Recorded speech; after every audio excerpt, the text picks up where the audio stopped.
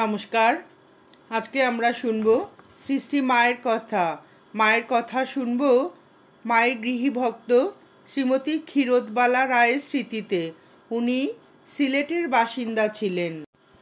উনি বলিলেন, কলিকাতার লেডি ডাক্তার শ্রীমতী প্রমোদা দত্তের বাড়ি আমাদের দেশে। তিনি আমাদেরই আত্মীয়। তাহার স্বামীও ছিলেন ডাক্তার, তাহারা ব্রাহ্ম। শ্রীমতী প্রমোদা দত্ত একদিন মাকে দর্শন করিতে চাইলেন। আমাকে লইয়া যাইবার জন্য বিশেষভাবে ধরিলেন।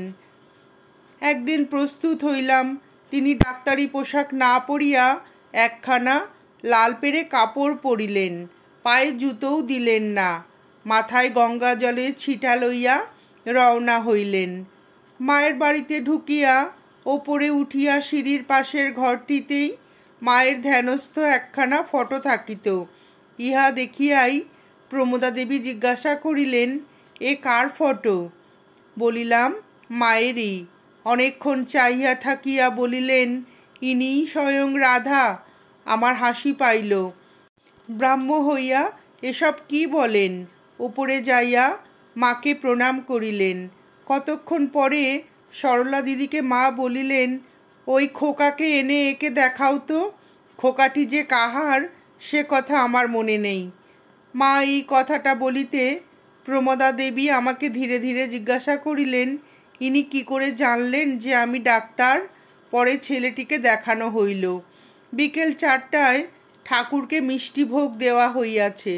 মা সকলকে প্রসাদ খাইতে দিলেন, কিন্তু প্রমোদা দেবীকে দিলেন না। আমার যেন একটু লজ্জাই করিতে লাগিল।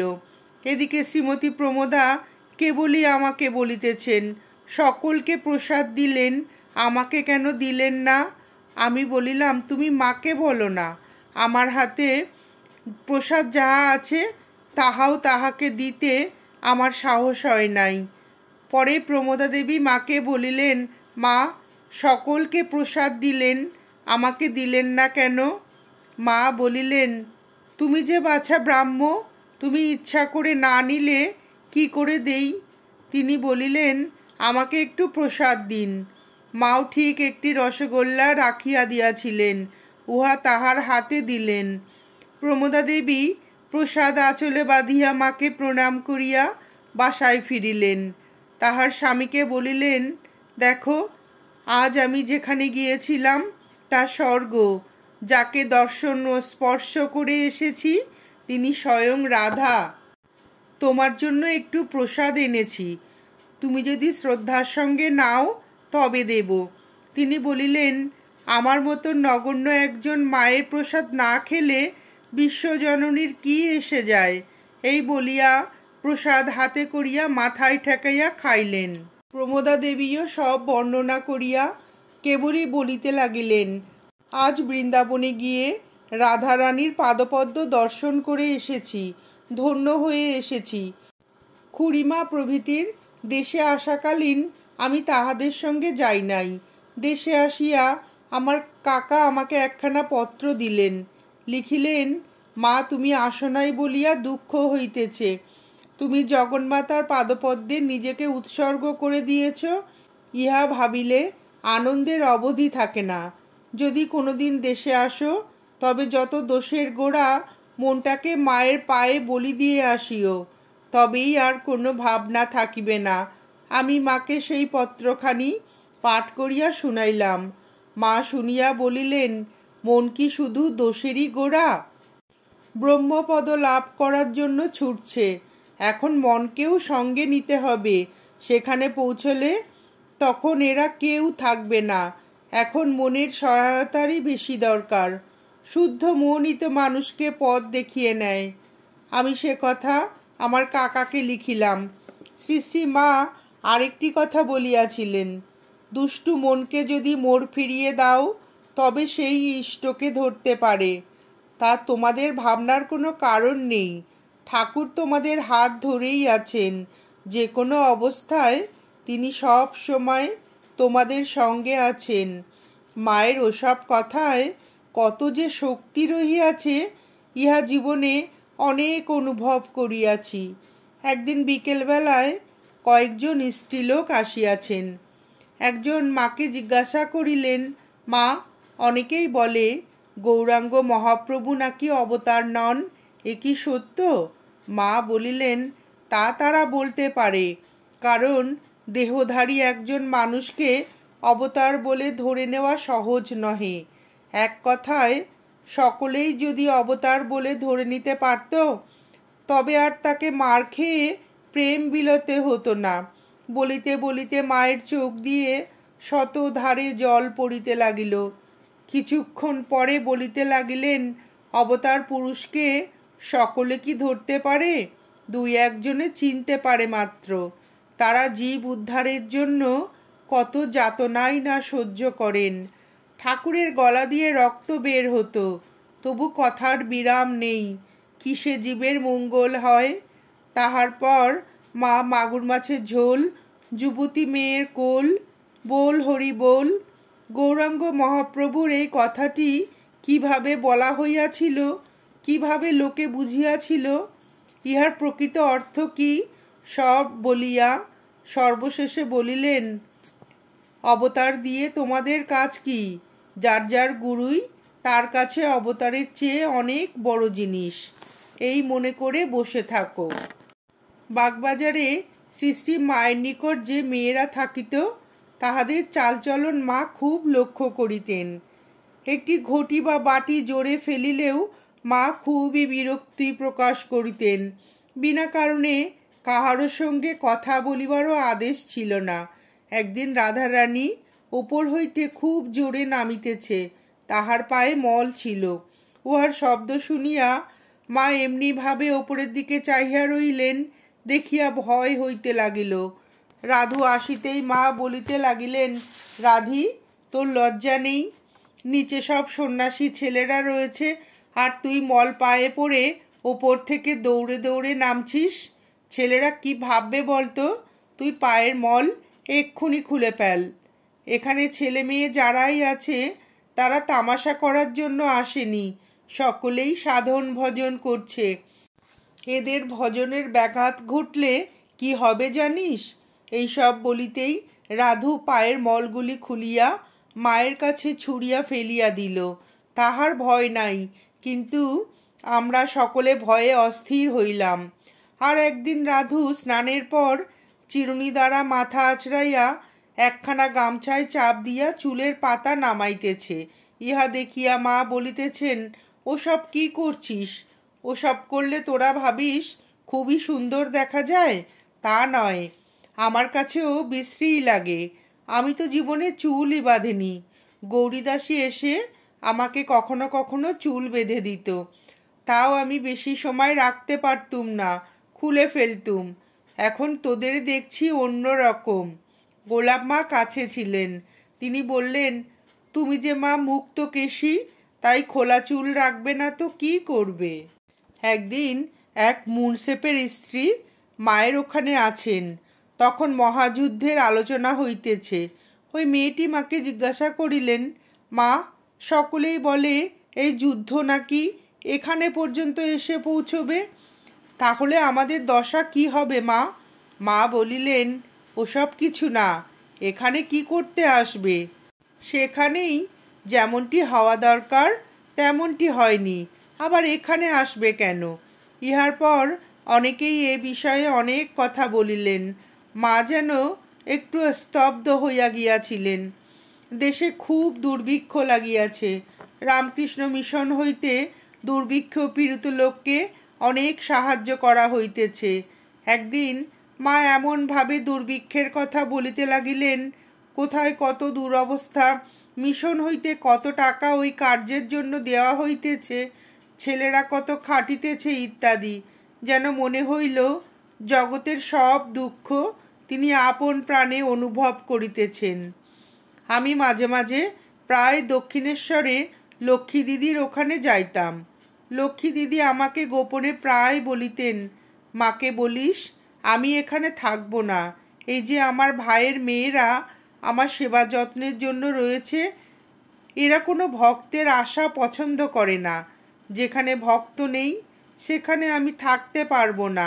মাকে বলিস আমি বৃন্দাবনে চলে যাব, তোকেও আমার সঙ্গে নিয়ে যাব। আমি সব কথা মাকে বলিলাম। মা বলিলেন, দেখো বৌমা, ভক্ত দেখলেই লক্ষ্মী একেবারে পাগল হয়ে যায়। সেই জন্যই ওই মেয়ে দুটি ভক্ত এলে বিরক্ত হয়। তাদের দোষ নেই বাছা। লক্ষ্মীকে বলো আমি একদিন যাব, আর তোমাকে তার সঙ্গে কোথাও যেতে হবে না। সে যদি রাস্তায় কোনো ভক্ত দেখে তবে সেখানেই 7 দিন থেকে যাবে।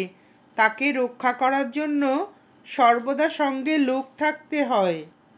সে বৃন্দাবনে থাকতে চায়, ওখানে যেরূপ বানরের উপদ্রব, ও কি থাকতে পারবে? আমি সকল কথা লক্ষ্মী দিদিকে বলিলাম। আরও বলিলাম, তোমার যা অবস্থা তাতে অন্যত্র তোমাকে পাঠাতে হলে বিশেষ বন্দোবস্ত করে পাঠাতে হবে। শ্রী শ্রী ঠাকুরের যা হতো তোমারও নাকি তাই হয়। বলিতেই লক্ষ্মী দিদি আমাকে বকিতে লাগিলেন। বলিলেন, ঠাকুরের যা হতো তা কি মানুষের হয়? আমার কি এক ব্যাধি হয়েছে? আমি তাই কোথাও যেতে পারি না। লক্ষ্মী দিদি নিতান্ত ছেলে মানুষের মতো হইয়া গিয়াছিলেন। একদিন কম্বল বিক্রি করিবার জন্য একজন স্ত্রীলোক আসিয়াছে। নলিনী দিদি কম্বল রাখিবার জন্য দর করিতেছে। কম্বলওয়ালি কম্বলের যা দাম বলিতেছে, নলিনী দিদি তার থেকে কিছু কম বলিতেছে। মা দূর হইতে শুনিয়া নলিনী দিদিকে ডাকিয়া বলিলেন, তুমি এর সঙ্গে কি নিয়ে দাম কষাকষি করছো? সে বলিল, আমি কম্বলের দাম এত বলি, সে এত বলে।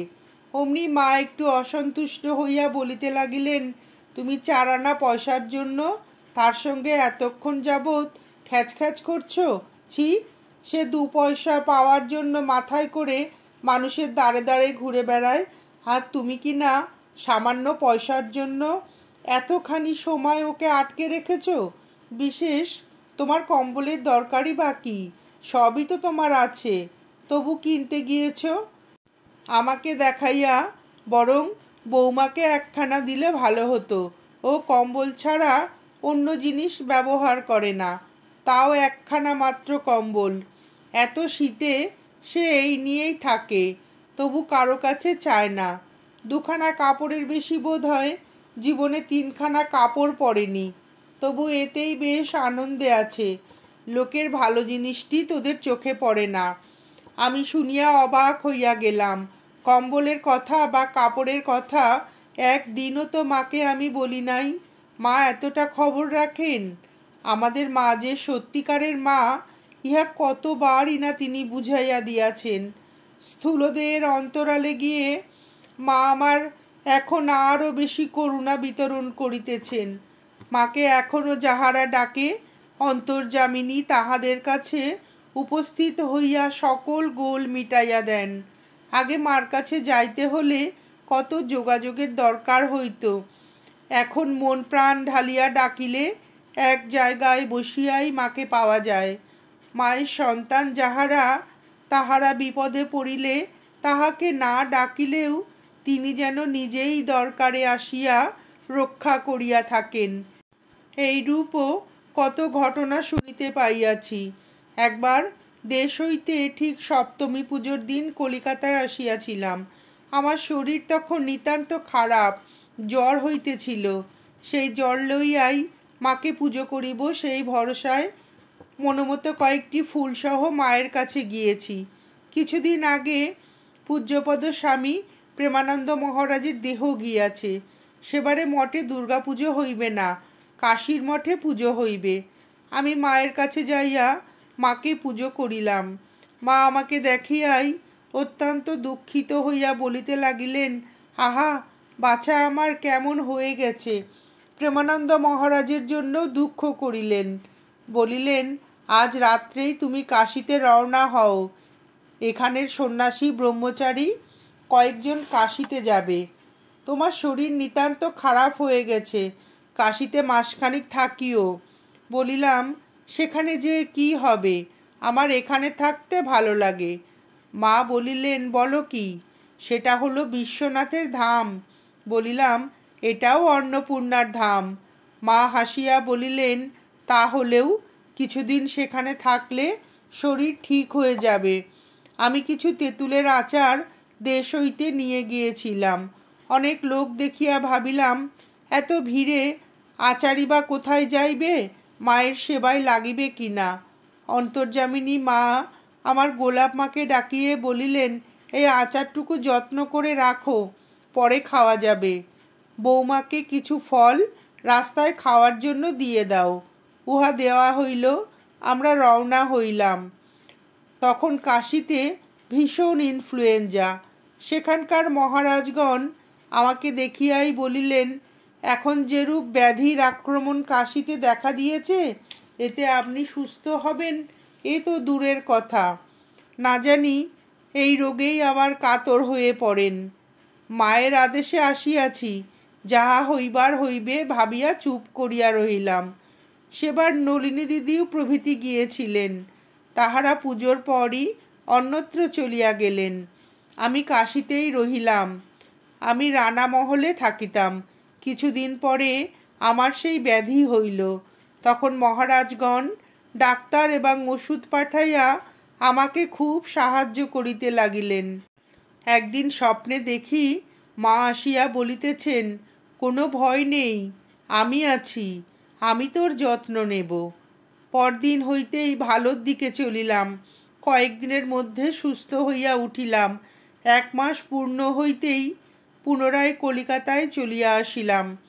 মা আমাকে দেখিয়া হাসিয়া বলিলেন, বাঁচা গেল বাবা, যা অসুখ হয়েছিল তোমার ভালোর জন্য পাঠিয়ে মন্দ হতে চলেছিল। নমস্কার। শ্রী শ্রী মায়ের গৃহীভক্ত শ্রীমতী ক্ষীরোদবালা রায়ের স্মৃতিতে শ্রী শ্রী মায়ের অমূল্য কথা শুনে আপনাদের যদি ভিডিওটি ভালো লেগে থাকে তাহলে একটি লাইক করবেন এবং চ্যানেলটিকে সাবস্ক্রাইব করে পাশে থাকবেন।